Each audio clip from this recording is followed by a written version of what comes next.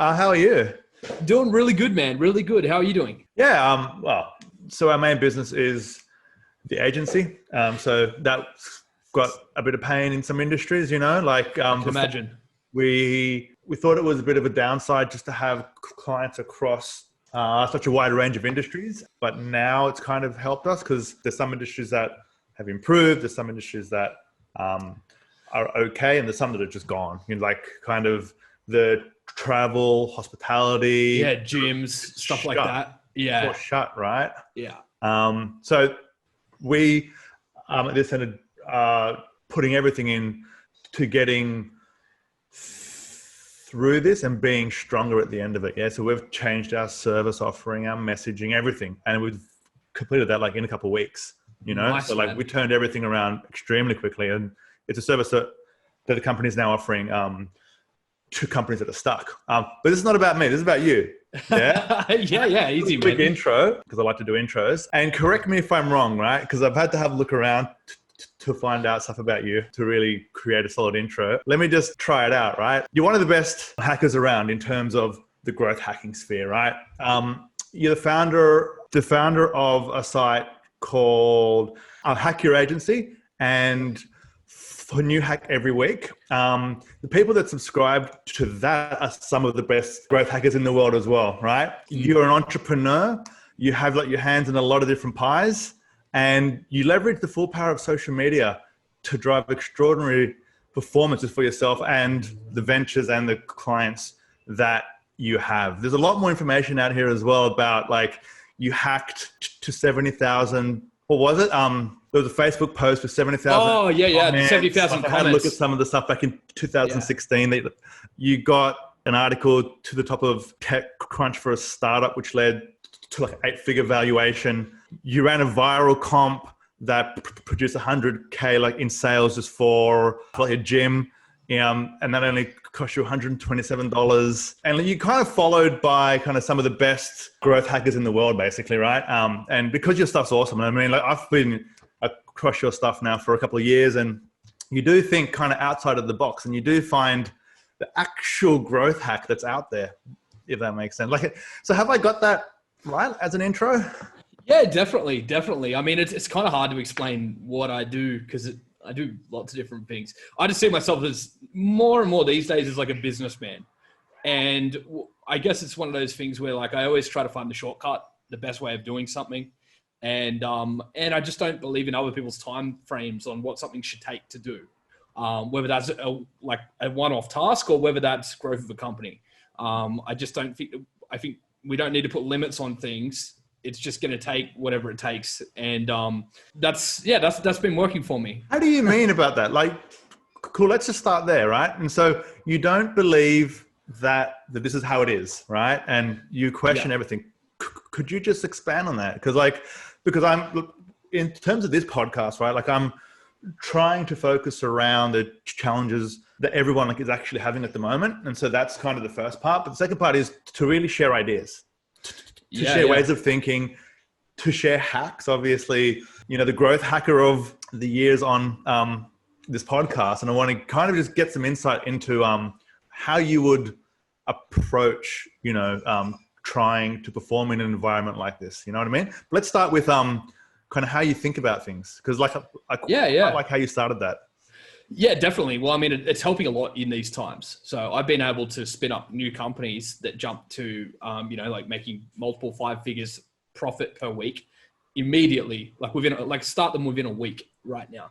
And normally, that would take most people a lot of time planning. And this is, everything's crazy right now. Like there's a lot of things have changed. You can't just call up the normal guy to get the normal thing done, but there's still ways to get things done.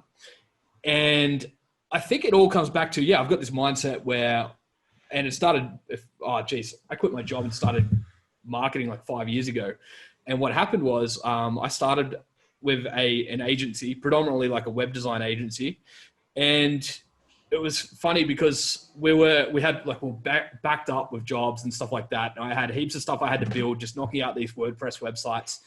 And then I just had this epiphany, what would happen if I did a week's worth of work in one day? Like, would that be possible? If I stayed up for 24 hours straight and drank heaps of Red Bull and just went for it. And miraculously it happened. I was able to get through like what I thought was a week's worth of work in 24 hours. And that all happened because I had like about a week before I had a design due. Like it was an opportunity came up and we got the pitch, but we had to get our design in 2 hours. And one normally took me about 14 hours. I was pretty slow back then. And I was like, well, if I can turn 14 hours into 2, because I was under the pressure and I really wanted to get this work, why couldn't I do that over an extended period of time? And not for a full week, but like for a day. Right. And then that just showed me that I was putting my own constraints on what I thought something should take in time. And yeah, just to always question that. And so now I just always question it. Can I go faster? Can I do that differently? Can I do that better? Rather than, oh, well, you know, somebody told me it's going to take this long. And that could even be, it's going to take me this long to get good at this. It's going to take you this long to learn this skill. I think it's all bullshit. Yeah, sure. I generally agree with you on that point. I personally, I love and hate when someone says that's not possible. Like it's almost a bigger motivator for me than money.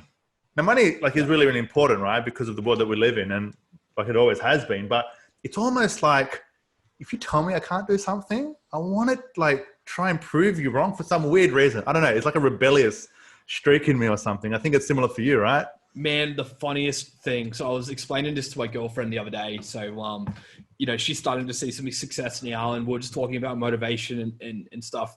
And success in her own thing? Yeah, well, actually, she's jumped into one of my new ventures, just like this pandemic related, and she's doing really well.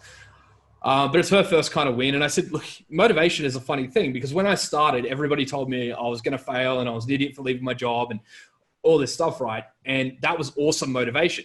Now the problem is now everybody tells me, oh yeah, no, you'll kill it. And then it's like, well, no. Tell me I can't do it. Yeah.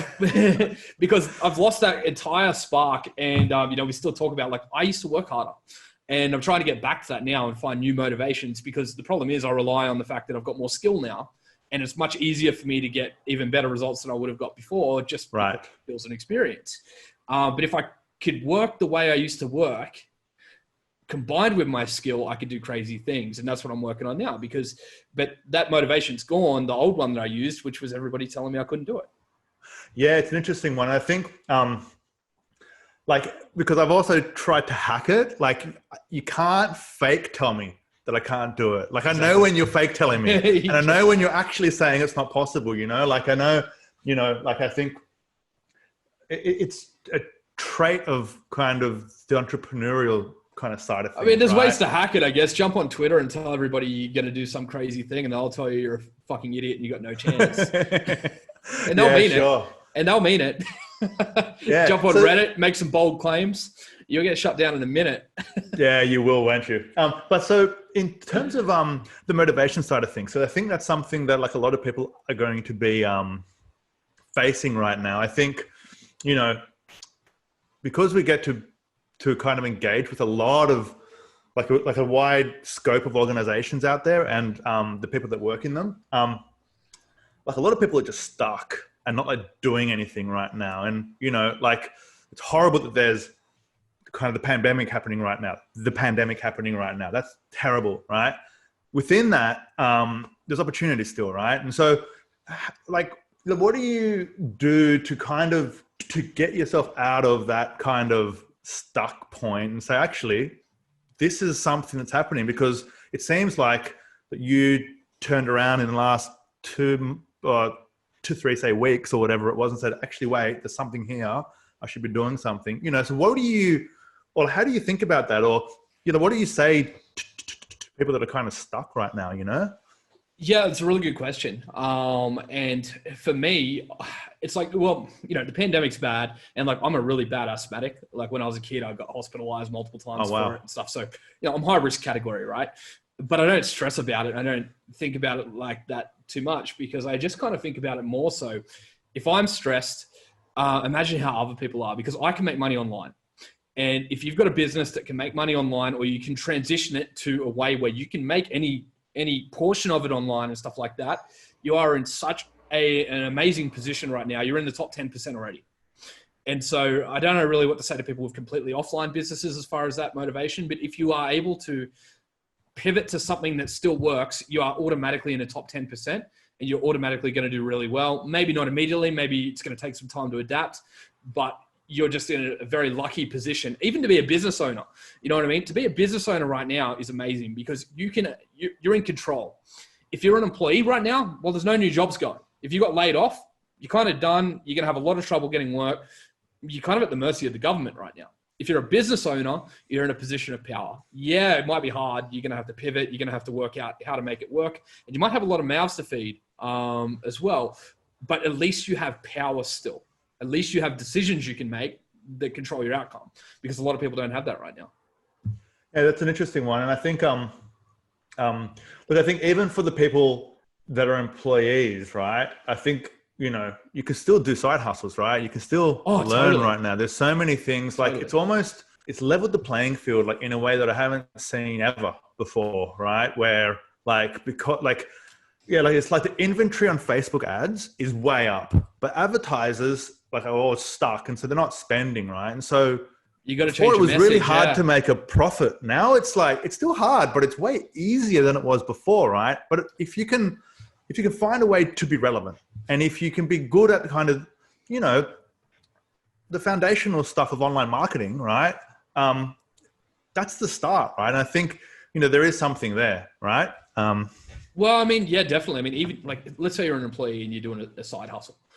That's a pretty good position to be in. The worst position right now, because I've got friends in these positions, are the ones who have built an amazing company and they've got hundreds of staff. They are having bad days right now. They're having really, because I'm just talking to them and just saying, look, you know, like it's opportunity, but like the level of stress on them compared to somebody who's pretty lean with smaller businesses, or it's a side hustle, you can adapt, you can move quickly, and you're not worrying about those outgoings every week that are just so crazy. So it's actually just, I think, a great time for that underdog, and it has flipped the table and just said, yeah, everybody start at zero. You know what I mean? If you're at the top, you're actually in a worse position right now. If you're lean and you can move quick and adapt, then like crazy opportunity. As you say, Facebook CPM's like crazy cheap right now. Everything's pretty accessible, and everybody's online, and people are still spending. I don't know where they're finding all the money, but people are still spending. And this might not age well, but you know, so far people are still transacting. Look, I think there's a couple of points which I'd like to just unpack on that conversation, because there's so many good parts to it, right? I think the first part, which is the easy part, is that, you know, I like to refer to it as not like what's it called? It's not like a zero-sum game. It's like a negative-sum game right now, right? So everything's contracting. There's still money. It's just now you got to fight, like, to get a piece of that smaller pie. It's survival of the fittest right now. So before, you could be okay. You know, you could start like a small agency, and you could get, you know, some clients, and like it was okay to do okay marketing, and you could charge some money for it, and you know that was a thing, and you know that happened across the world, right? Like across all industries. Now instantly there's a lot less money. It's all contracting. Everyone is scared, but there's still money going around. There's still the needs, like in terms of business, in terms of kind of health, in terms of the personal side of things, right? And it's the companies, it's the marketers, it's the people who can stand up and who can perform at the top levels that are going to survive this thing. But there's still money. There's plenty of money. It's just, it's shifting. It's like a transition between. Definitely. Companies.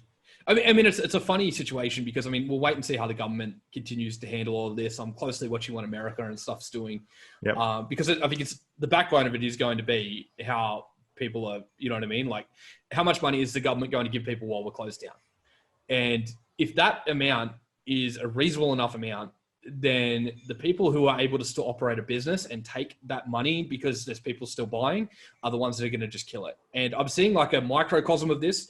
My dad actually, he lives like kind of in like an outback town, and he owns the kind of store in town. Now, most of the people in this town, because there's not much work in that town, are on unemployment benefits. Now, they're pretty much as far as the overall town has gone, they've actually got an increase because they're now getting all these extra government bits, but they're nothing changed. So my dad's killing it right now. And so it's kind of like, okay, your cities, like where rents are crazy and if the government, like it's going to kind of suck, but like you got to think more like geographically, and this is where it's just from a business perspective, depending on your industry, you got to look at the areas that are kind of outside of that, which are, they're going to have a semblance of normality. They're going to be locked up, but they're going to have money to spend. They're going to be spending online, and the online ecosystem's a bit all over the place right now because drop shippers have all just been smashed. Like most of them, people don't want to wait for something to come from China. Firstly, people are hating on China. Secondly, the shipping delays and all that kind of stuff.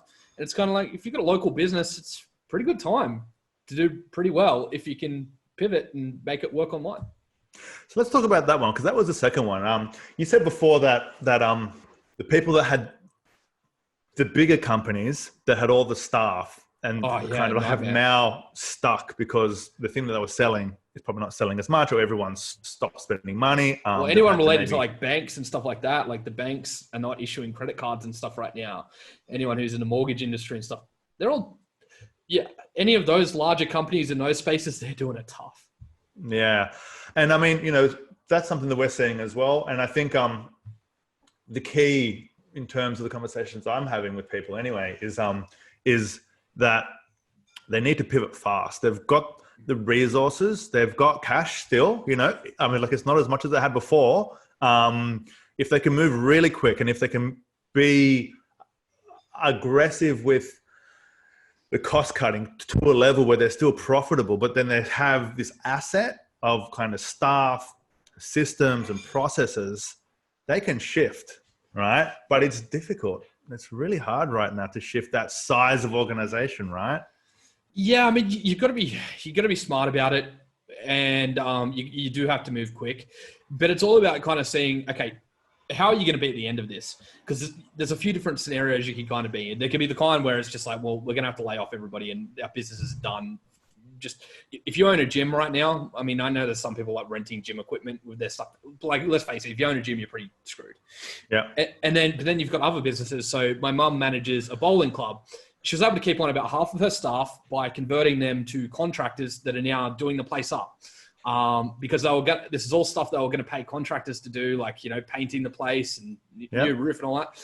She can keep half her staff on, build a really close, tight-knit, because they're all so thankful they've still got a job, get the place done up while all their competitors are closed. As soon as they come out of the coronavirus, lockdowns all stop. Now they're the best club in town and they've got this staff that love them and they're going to stay forever and it looks amazing. Whereas everybody else was just closed and they've got to go and find new staff and their place is all run down. It hasn't been opened. And, you know what I mean? And it's kind of like looking at like, okay, well, what can we do? What's the skeleton staff look like? Is there something that even if we can't be making money, do we have enough cash reserves to be looking forward and building something for the future? Or do we have a part of the business we could just focus on, which will at least get us around that cut even mark and we can survive while our competitors die? Because after this, once they're all gone, it's time to really make the money.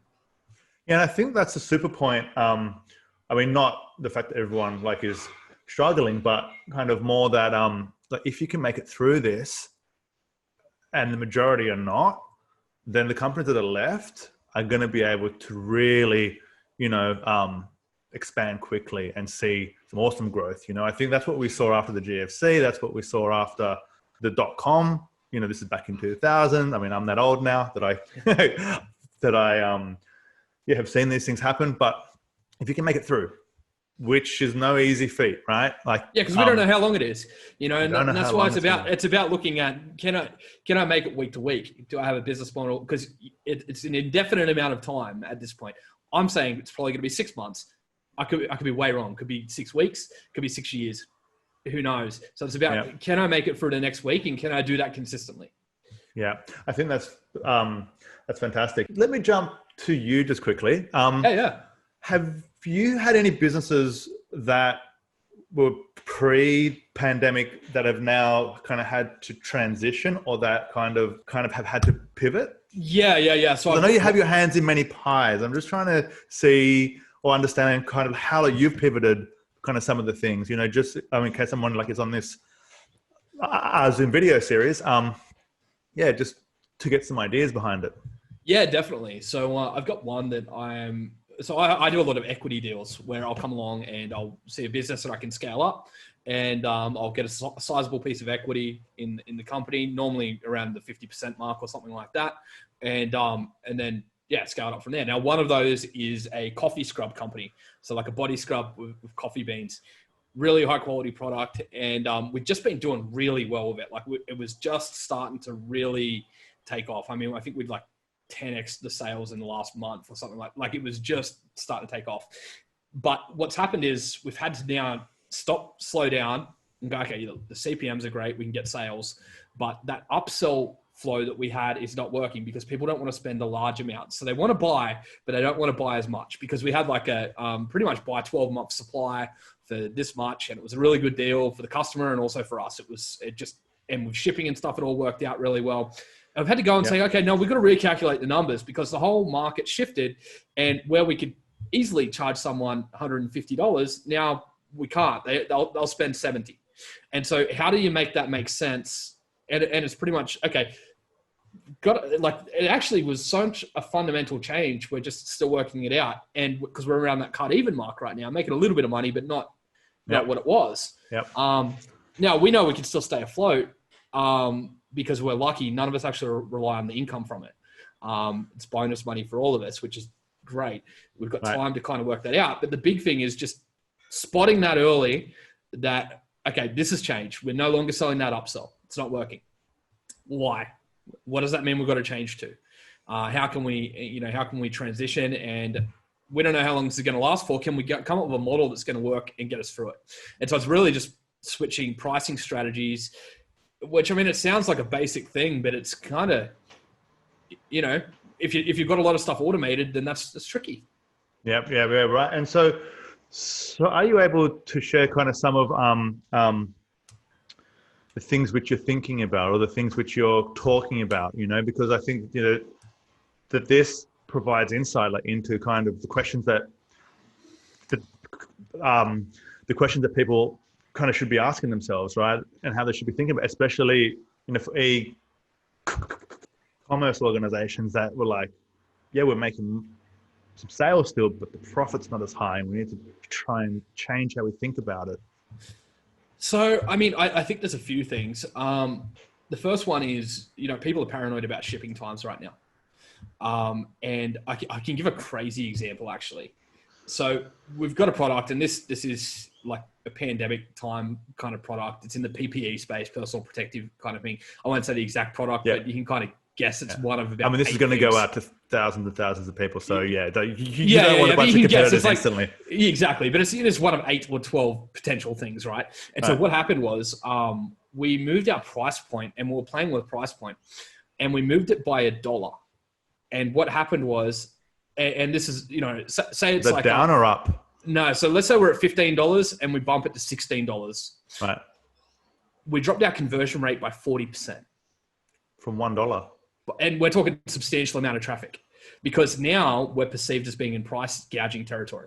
So, let's say we're actually at $14.95. Right. Now we're at $15.95. And it's just that people are terrified of being taken advantage of right now and being price gouged. And so if you're in any kind of market where there's any kind of pricing changes, be very, very on your analytics, because we changed it back and the conversion rate fixed itself immediately. Like we knew within 2 hours because we had such substantial traffic going to it, right? And so that $1, I'd never seen anything like it. It was just insane. 40%. That's crazy. $1. And the impact on profit was negligible, right? That dollar, we were just trying to find the price point. And it's really about perception. We're in a fear-driven market, and they've got certain fears. They're very scared of price gouging. They're very scared of long shipping and delays in shipping. Another change was just the difference between, this is a recent one. Yesterday, we kind of found out we had so many orders, we were getting a little bit backlogged. So we changed it. So, buy now and we'll ship in 48 hours. And that really hurt us compared to buy now and we'll ship tomorrow. It just really hurt us. And it's like, well, it's one day. Like we didn't. It's funny though, because I think it's like everyone's at home and they've got plenty of time. Like a lot of people do not have a lot of patience. I have no time right now, right? Like I'm so busy right now. I'm trying to balance everything. But I mean, kind of that space right now. And so like I'm extremely busy, but I think there's a lot of people that are just at home and they need that thing now, right? And they just don't want to wait because 24 hours is like an eternity sometimes, right? Like you're at home, you're stuck at home, you can't go out, and you want something to become like to come to your home because that's what you need. You want it now. Like tomorrow is so far away and like a couple of days away. Like I think that we got something ordered and it's like taking a couple of weeks where normally that'd be okay, but a couple of weeks is like so much. It's eternity right now. Yeah. Because everything changed so quickly. And so it's changed our perception of time. And it actually reminds me of that time between Christmas and New Year's every year where you don't really know which day of the week it is. And I think a lot of people are going through that right now, but for weeks on end. And their perception of time is skewed. And it really just, in the way that we do our marketing, it's just really important to be mindful of this, that these things that used to be minor are now exponentially impacted. Yeah, right. Yeah. So what are you seeing then as the best marketing approaches right now, or the best kind of the tactics or channels, you know? So what are you seeing as like, this is working the best right now? I've got a really I want to know what you think specifically, because really I'm sure you're testing a lot of things. Yeah, no, I mean, well, I had this one working pre-pandemic and it's still working, and it's just, it's one that I haven't really revealed. I'll tell you, plus you're in my mastermind group, so you'll see the full breakdown of it all. But, basically this is going to be promoted pretty heavily, right? So just say stuff which is cool to be promoted. Yeah. Oh yeah, it's fine. Okay, cool. I just want to put that out there. This is I'm not going to give any URLs. I will. Perfect. Yeah.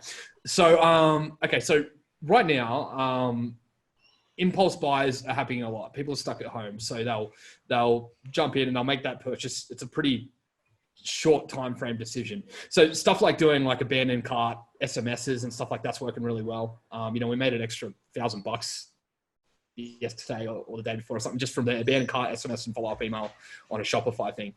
Wow. So that stuff's important. But then I've actually got another funnel which is working even better. So basically, I'm running a messenger bot funnel, and normally with a messenger bot funnel, the idea is like you'll get them to click on your ad, they'll go into a messenger bot funnel, they'll interact a little bit, and you'll try to sell them something and send them to your website. And I technically still do that, but I'm a little bit different about it. What I try to do is drop the friction and the perception of friction. So what I'm doing is I've got this is for the coffee scrub. We do this. And what we do is they go to Messenger, and then it's a free plus shipping offer. So it's kind of saying like, you just pay the shipping and we'll send you, the product for free. They get to Messenger, and then it just shows like, okay, choose which like flavor you want basically. In like a nice carousel, they choose that. And then it takes them to a checkout, which appears to be inside Messenger. Now, by the way, I use ManyChat as the software for running my Messenger bots. But then you could build a checkout that looks a lot like Facebook. You're not breaking any rules here, but if the colors, the fonts, the spacing, just everything feels like Facebook, like it's still there, the transaction rate goes through the roof because they feel like it's a native checkout. So they've gone through this That's thing. pretty smart. They choose their product. They go, yeah, I want, this flavor. Pops up a checkout. It slides up and it looks like it's native. And we custom built one, but you can build it on anything like ClickFunnels and all that. We've got an order bump, which I think like 60% of people do it to double their order. Really? And then we have we keep the card on file. So this one's a little bit of technical stuff, but basically with Stripe, what we do is we keep their credit card stored in the database, and then we hit them with an upsell straight after they've done that initial purchase and say, here's a one-time offer.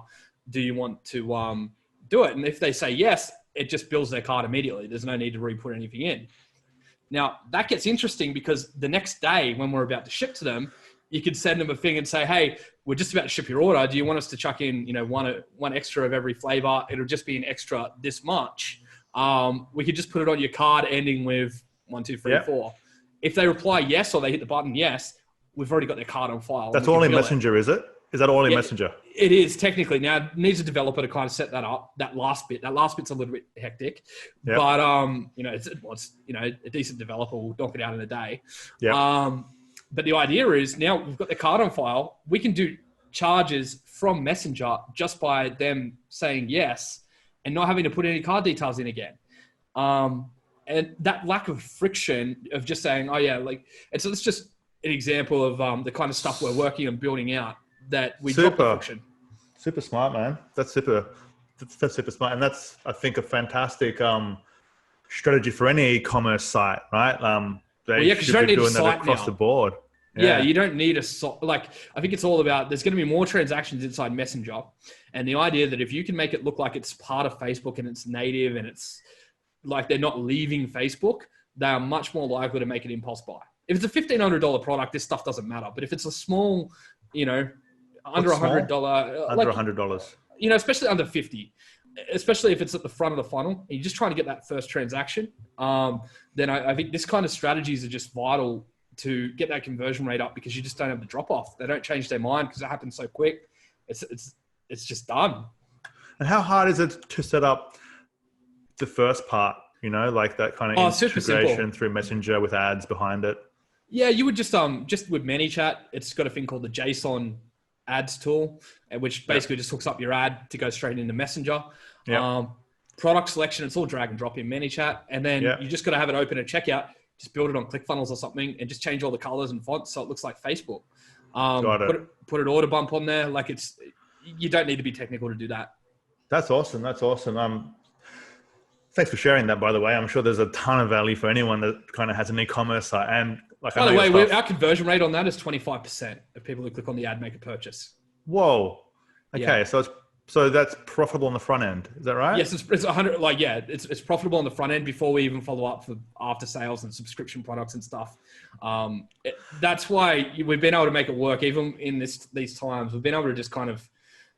The problem is we're making bulk money on the upsells afterwards, and they're just not taking those. The front end's still working. Yeah, got it. And so you're trying to figure out the upsell side of things. And like, I think, these days it's all about the deal, right? And everyone still wants to spend, but they want massive discounts. So I guess if you can find a way to upsell something that has a high profit margin that seems like it's got we are a big high discount. Profit margin. That's one of the reasons I work with these guys, is because they put together and I think that's right now is a really good time to be getting your prices down on everything with your manufacturing. Because that's where you make your money. My dad always used to tell me this, is like, when you're selling something, you made your money when you bought it in the first place. That's when you make like in money. The property game. That's exactly how they talk about property investment, right? Like, they talk about you buy you make the profit on the way in, not on the way out. Although you should probably do both. I mean, good example is like just getting like labeling and stickers and stuff done. Every print company right now, they're struggling because they don't have the corporate clients, and we're getting like half price on getting labels and stuff. Go renegotiate, go shop around right now, because you don't, if people you're doing business with, not to take advantage, but it's just the market shifted. Like it's legitimately, some of these businesses are struggling and they'll do crazy discounts just to keep the lights on. So are you focusing only on Facebook ads right now? Or are you doing other channels? No, because Facebook doesn't like some of the stuff I'm doing. So I'm doing like, on some stuff, I'm doing like affiliate deals. I've become more into that, where if somebody else has a website that has my target audience, just paying a flat commission, say it's 25% of the revenue that they generate, and just give them, just like that just works really well, because then I've got easy numbers. Other than that though, I'm doing quite a bit of Outbrain and stuff like that, like native ads, Google ads. Google ads seem to be cheap right now. Yeah, I've seen that too. They've like halved, like the CPCs, like a bunch of the campaigns I manage, they've gone down a lot. It surprised me. And LinkedIn ads finally have come to a point where they're kind of reasonable. They're still more expensive than Facebook ads, but if you want the targeting right, they've come down by like 60-70%. Because in the past, I don't know who's creating a profit out of them, like at those costs, but they're much lower now as well. Yeah, I've never been able to make them profitable, to be honest. I do all my hacks and stuff to do that other ways. I'm surprised Google's cost, like CPCs, have gone down, because Facebook, it makes sense because you're kind of competing against everybody for that newsfeed space. But Google, it's so keyword specific. It surprises me just in general that I mean, it's not that I'm not running nowhere near as what you're running on Google Ads right now. I'm pretty niched down, but I'm just saying I'm really happy with my prices. Yeah. Yeah. And I think it's a big message to businesses out there as well, is like, this is the time to advertise, because it's so much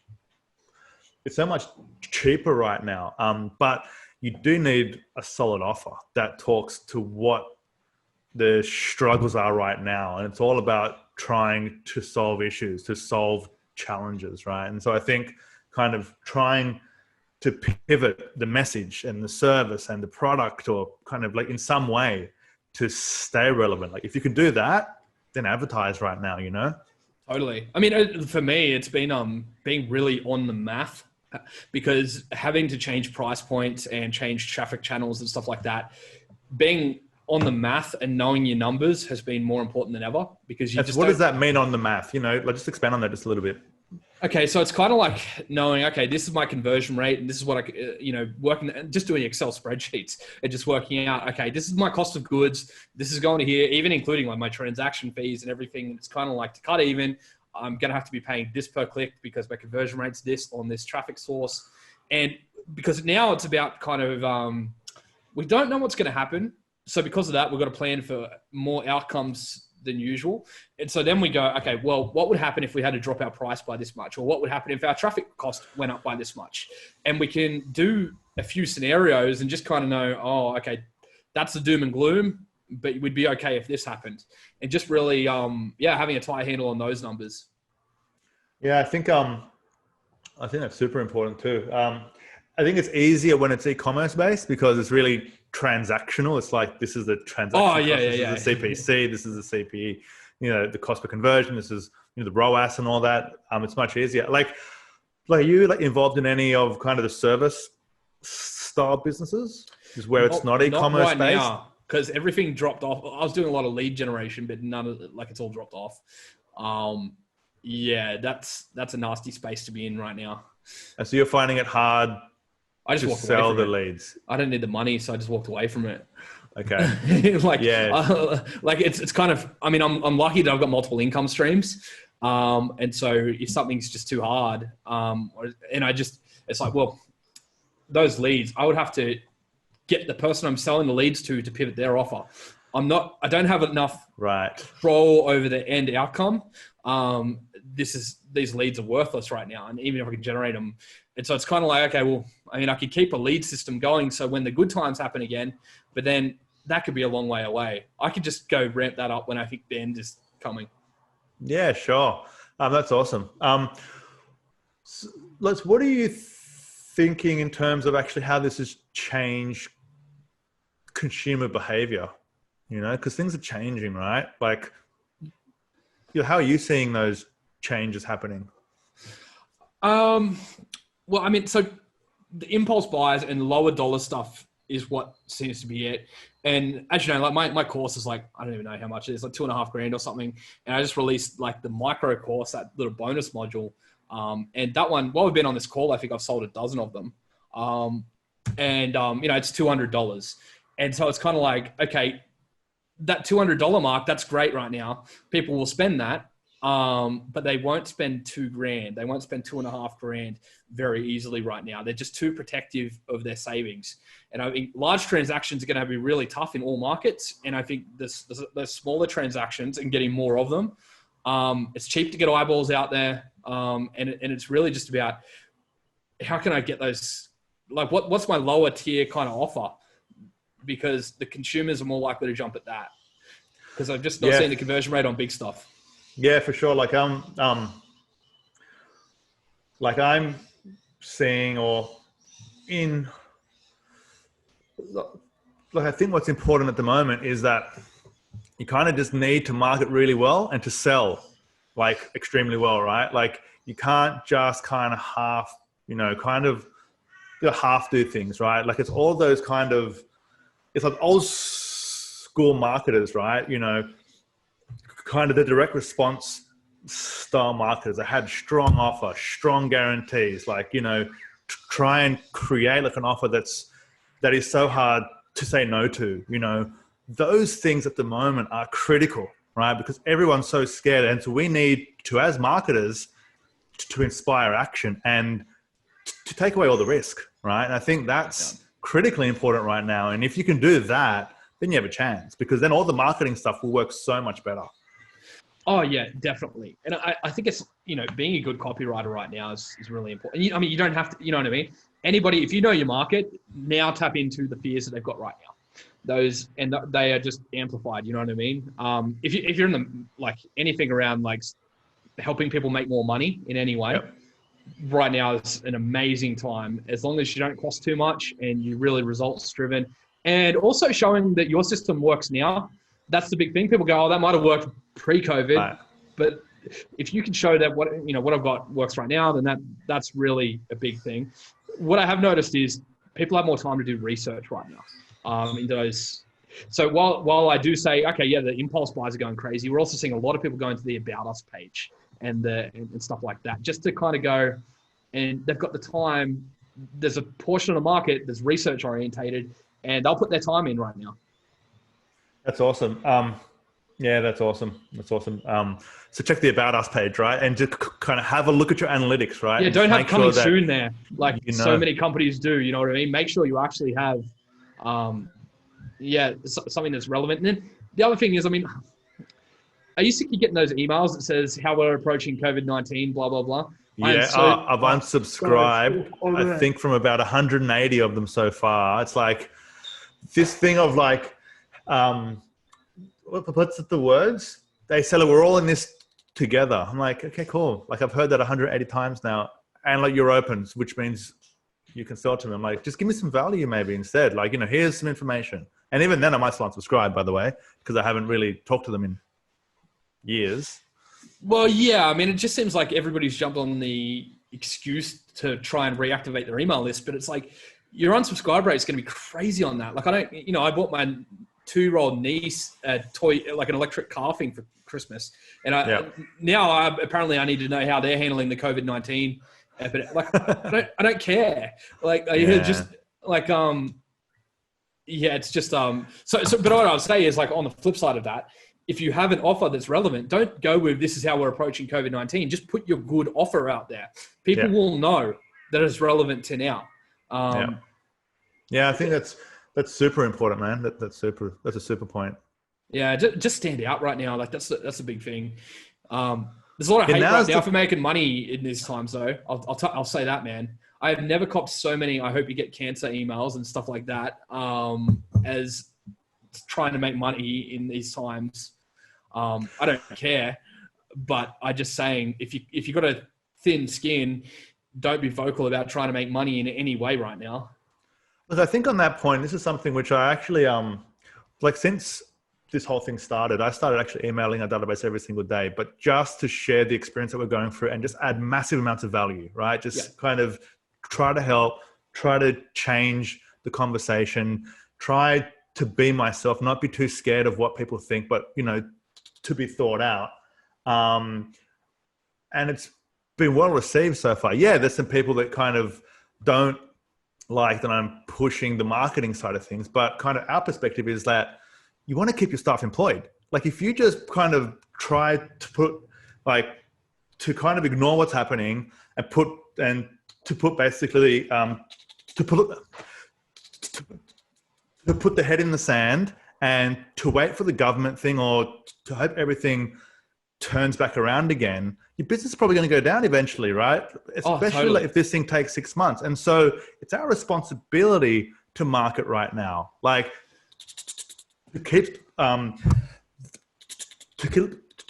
the people employed, to keep kind of suppliers actually having some revenue in the doors, right? To keep turning the machine, because if we all stop, it's a welfare system and we don't have anything left right now. Well, right? Here's the thing though, like, if people like us don't make money right now, then who the hell's paying the taxes to pay for that welfare system?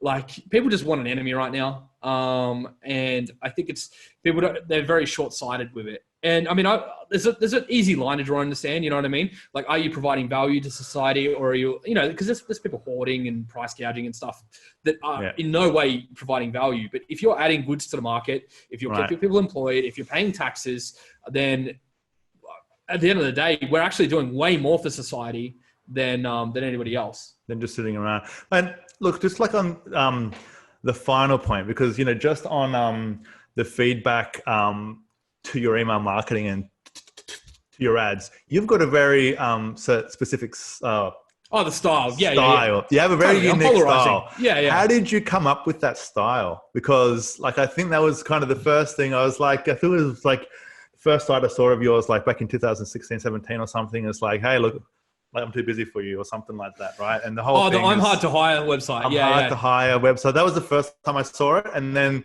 you've maintained that persona. How did you come up with it? Because it's pretty unique and it's very direct and aggressive, but it talks to a very small segment of the market. How'd you come up with it? Well, I'm very lucky that I was always very much, I don't want to be that guru guy who makes all of his money from selling courses, but doesn't have real businesses. And so I've always kind of had a rule where it's like, okay, I'm going to be making more money from my real businesses than from teaching. And I love teaching. I enjoy it. And that just kind of happened by accident. But what had happened was, by the time I started selling any courses and stuff, I didn't need the money. And so it was kind of like, because of that, I could just be kind of like not afraid of losing a customer. I only want to work with people who they're gonna vibe with me, so I can just be me. I can just, what I mean, and call bullshit on the other gurus, and I had no reason to put a filter in place that everybody else kind of does, and because of that, I could just be me. So how do people subscribe now to see what I'm talking about? Because you should definitely sign up for Jared's list in some way, but you have to be open to like a very direct approach. Look, I think it's fantastic, right? And I think you're completely authentic in it, right? Like, it feels like it's you, just not kind of being afraid to be you. But everyone else is like, if I say that, it's going to be seen by that, and they're all like scared of saying things. But how do people subscribe? Okay, is there a place right now or not? Well, I mean, I don't really do much on this. I mean, the thing is, I'm terrible. But do you want people on it? Because if not, no, as well. Send them to the topfuckingsecret.com. That's actually the domain, as you know. Topfuckingsecret.com, and then the passcode to get in is NEWHAX. You'll get like a key code there, a key thing you got to put in. NEWHAX at topfuckingsecret.com. And that'll give you like full access to all my content and stuff. Well, not all my content, because I've got the paid stuff as well. Yeah. But this is stuff that used to be paid. People it's really good stuff. Yeah, they were paying over $100 a week USD to have access to this stuff. And then I just went and made it free. This one's actually a really good growth hack. So I don't know if I've told you the numbers on what that's done. So Top Fucking Secret, I had this idea where I was like, okay, I'm going to lock off this thing, and it's got like a passcode to get in. Once you get in, you get access to see like 5 or 6 videos, and then you've got to refer people using your code if you want to get access to more. So then it will just virally grow because people want access to unlock more content. Right. And so I did $0 marketing spend, and I got a list of 40,000 marketers now, just from that, from $0 spend, just from them referring to get more and more people in. And and also I've turned that into 6 figures as well, like monetizing that list later. But it was just really cool, the virality of that, of doing a content unlock. If you've got really good content, and then you just kind of, they're going to want more, because it's like the first person they refer one person, they get access to 5 more videos. But then to get the top tier, they had to refer 250 people, and people were actually doing it. Wow. So that's how good your content is, by the way. So look, I highly recommend that you log in to that site. And I think everyone just gets all of the content now just unlocked, right? They do, yeah. I've just unlocked the whole thing. Like, it's yeah. Just a quick one, just on because I know the story about it, but can you just talk about the reason that it was basically that specific domain name? Oh yeah, so I wanted to prove that. I wanted to be able to say, look, I didn't run ads. Like, I built this site, all these, you know what I mean? Like, I got this email list, built this whole thing without being able to run ads, because no ad network would approve me with that domain. So And it's such a good way. Yeah. And so how did you start it off? Yeah. So who were the first people that signed up? Because it went to 40,000, right? And I think I'm one of them for sure, right? But how did it start? I actually gave a talk at Digital Marketers Australia, like it was a year and 3 months ago, I think. Yeah. It would have been about that. I just, at the end of my talk, I was just like, here you go. Like if you want more of my content, just go here. Because the thing is, I had all this content sitting there that I was doing nothing with. I stopped doing, because I had this site called New Hack Every Week. I think you remember, weren't you? Yeah. So New Hack Every Week, I started for $1 for the first person that signed up. And then the next person that signed up, it was $2 a week. And then it went up and up and up. And it legitimately, I had over 100 members. So it was over 100 people were actually paying over $100 a week just to have access. And it was like real scarcity, because I hate all these people that do fake scarcity. I was just like, it's not in line with my brand. I'll just tell the truth. I'm just going to put the price up like this. And it worked. But then it got really hard doing a new hack every week. After 6 months, it was really hard because the caliber of the hacks that I was coming up with were really high. And it was just too hard. So I just stopped it. And I was like, ended up making it all for free. Yeah. Wow. That's great, man. Look, thank you so much for sharing all this stuff on this, the Zoom video series. That's what we're calling it around. Nice. The COVID-19 experience that we're living through. Is there anything which you'd like to say now? Any specific kind of site to mention? Anything that you'd like to promote right now, or to get people to look at? Yeah, sure. I mean, I launched a course this morning, and I think we sold 20 something while we've been on this call. But it's a couple $100 USD, and it's an e-commerce kind of thing for how to do market during COVID stuff. It's pandemiccash.com. Look, I think because I'm a part of the mastermind, I think I saw it already. Like I've been just getting. Yeah, you would have got access already. Yeah, it's not for the faint-hearted, so I just want to put that out there. It's very full on. But I would say that it certainly adds value. Like it's certainly there to fill a need, and I also like that. Like it is about it has integrity behind it as well. So I like the content already, and I've already started it, but I haven't had time to complete it yet. But super interesting stuff so far, and like I certainly. I like how you think, and it's certainly it's been good to speak to you today because you're one of the people who thinks really differently, but who really does try to find the hack, who tries to find the growth hack, but there's like quite a lot of people who call themselves a growth hacker. Do you want me to just drop a real, because we haven't been that hacky, we've been very top level this whole thing. Do you want me to we've got a couple of minutes, do you want me to very quickly drop one of my hacks? Yes, please. That'd be great. Yeah, it's one that you would have already seen, but it's, normally you got to pay thousands of dollars for my top level course for this. One of the big things that I do is I go after competitors' groups. And this might be a little bit gray hat, but it works amazingly. There's a site called Lead Enforce, ENFORCE.com. Yep. And basically what it'll do, I can just go pick like a competitor's Facebook group and say, turn that into a custom audience, because I'm going to target them with Facebook ads. And it's just like, they're already educated about the niche. If I go after somebody who's like high paid mastermind group, I know they're willing to spend as well. And so that's one of my big hacks is I use this piece of software. They got a free trial, and but they do some LinkedIn stuff as well. Apparently, I haven't used it for that. I normally use it just for Facebook group targeting. There's just a little hack that's just super easy to implement. So it scrapes the group, and then it creates a custom audience out of it. Is that right? Yeah, and it's got like over a 50% match rate. Like, oh, great! You can even scrape pages. So anyone anyone that likes Webprofits, for example, I want to make a custom audience of that and go. Got it. Yeah, and so and then you can do a lookalike audience from that if you want. But the idea is more about sniping those competitors. Fans. So that's what's interesting is that we have a lot of our competitors that are going to be watching this video. It's just kind of how it is. I shouldn't have given that example. I think no, it's all fine.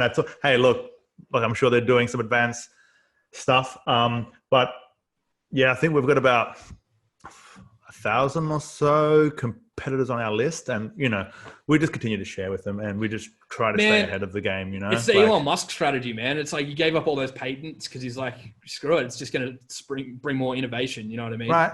That's what I'm thinking about as well. Like I just want everyone to win with kind of integrity and authenticity, right? Like I don't like when people speak behind each other's backs and try to speak like negatively about like a competitor. Like I don't like that at all. That actually just gets if I'm me really being sold upset. to though, if I get when it's huge in the agency world, you'll never, it's very rare to hear an agency compliment another one. I keep my mouth shut normally about other, other people's work, because I know when I'm being sold to, I don't respect them when they start bad mouthing my competitors. It just doesn't.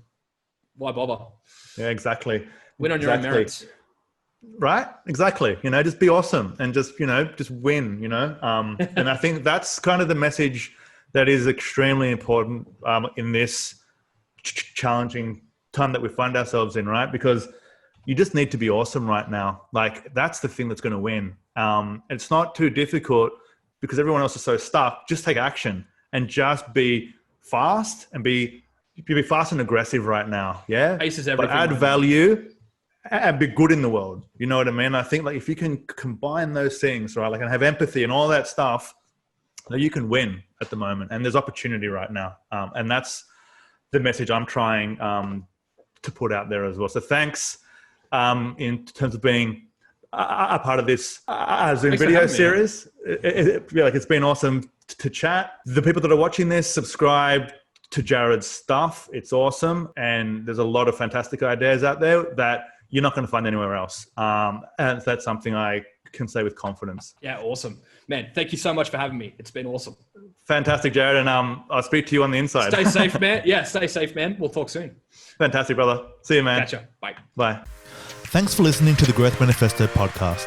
If you enjoyed this episode, please head on over to iTunes and give us a 5-star rating.